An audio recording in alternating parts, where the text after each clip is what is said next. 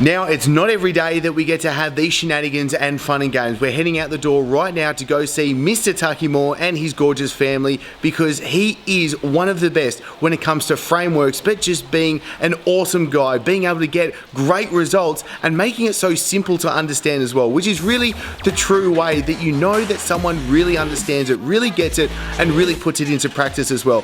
So I'm looking forward to what you can take away from this episode.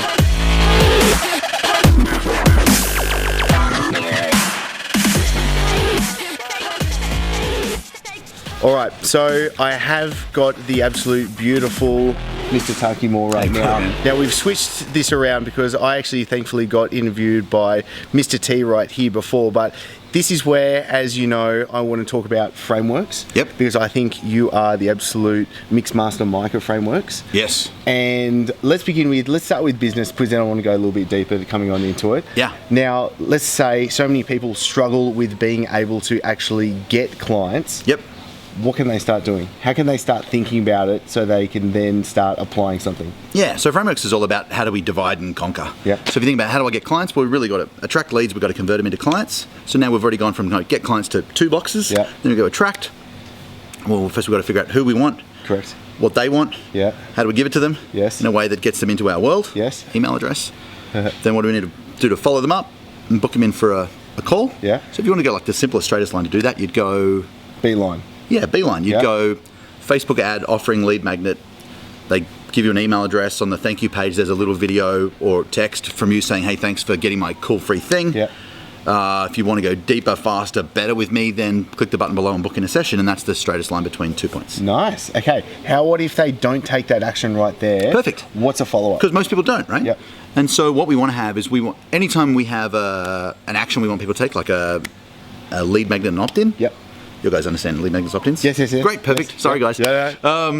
Then we want to have on the thank you page an opportunity to do the very, very next thing what we really want them to do. And if they don't, which most people won't, that's cool. Let's put a little follow-up sequence for them. Yes. So the simplest thing you can do is just take 3 to 5 of your best blog posts or videos, pieces of content, drip them out in a little email sequence. Nice. So you just go, first email says, hey, thanks so much for getting my cool free thing. Here's the link to download it. By the way, book a call with me. Yeah. PS. Yeah. Middle 3 emails are here's my blog post 1, 2, 3. Each one has a little call to action underneath for get my appointment. Yep. And at the end of yours, we've gone, thanks and get my stuff. Content. Straight pitch to get my stuff. After we've done that, that's like a compressed down sequence. Yep. Then we can just put them into our long-term nurture and look after them forever until they're ready. Beautiful. Okay. Now let's get a little bit deeper, because I think this is really good. Okay. You just showed me a really good. Let's go into this. You just showed me a really good outline of your year. Yeah. What's going on with the year? How do you start thinking about? Yeah, it's easy. Next year. Yeah. So the key is to think about next year, this year. Yes. Because if you start next year, it's already... You said October. Correct. Do you recommend others do October? Dude, it takes about 90 minutes to do if you know how to do it. Okay. So we do ours in October. We probably should do it a little bit early because we've already got clients starting to ask about next year's dates. But internally, I reckon if you plan out your year the year before, then you're miles ahead. And the reason is because, frankly, thinking's hard work. Yeah. And if you can think one time for an hour and a half or 2 hours, get all the thinking done now, next year I don't have to think. I'm just going to do what the calendar says. I like that. And so I think about, if you've ever driven through the US and there's like 8-lane highways that spin off in all different directions, it's easy to get lost. Whereas I think about our year as like train tracks. So in October, we lay out the train tracks for next year, make all the decisions now, and next year we just kind of stick to the plan. Yeah. Commitment to the strategy is almost more important than the strategy itself. Yeah. And so that's the first thing. Yeah. How do you do it? Well, you go big rocks first, if you think about Covey's metaphor. Nice. So what are the big rocks? Well, there's probably 2 parts to it, and I don't understand the fitness world nearly as well as this guy does, so you'll translate if it doesn't work. But the first thing is holidays, right? Okay, good. Vacations for our American friends. Yeah. So the first thing you want to put in the calendar is the time when you're not going to be working. Yep. Otherwise, work takes over and life doesn't. Like we're in Bali right now on green time, holidays. Yep. So lock those in first.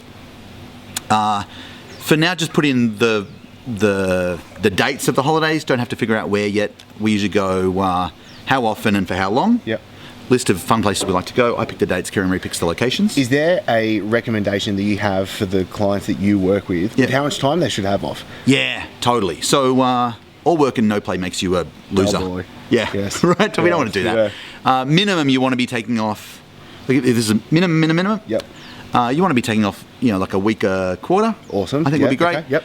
And dude, we don't want to be working 7 days a week. No. Okay, you need to refresh. So let's go. If I had recommendations, I go, let's take some time off every quarter, maybe a long weekend a month. Beautiful. And let's get it down to a 5-day work week, and then to a 4-day work week with 3-day weekends, and then I think that's good. Yeah.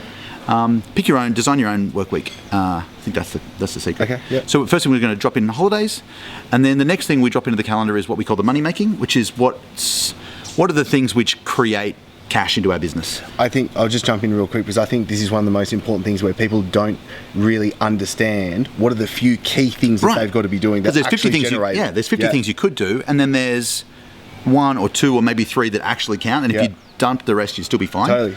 And so for us, we run a 2-day event called the $1 Million Coach Intensive, and we run these sales webinars. Yep. So we do holidays first, boom, lock those in, and then money making goes in next. Right? So all of the events go in, and the sales webinars. Not the stuff we're going to do to help clients, but the stuff we're going to do to get clients. Yep. That goes in first. It's like when you go on a plane, we're flying this afternoon, put your own mask on first. Yep. So then you'll have enough oxygen to help the people next to you.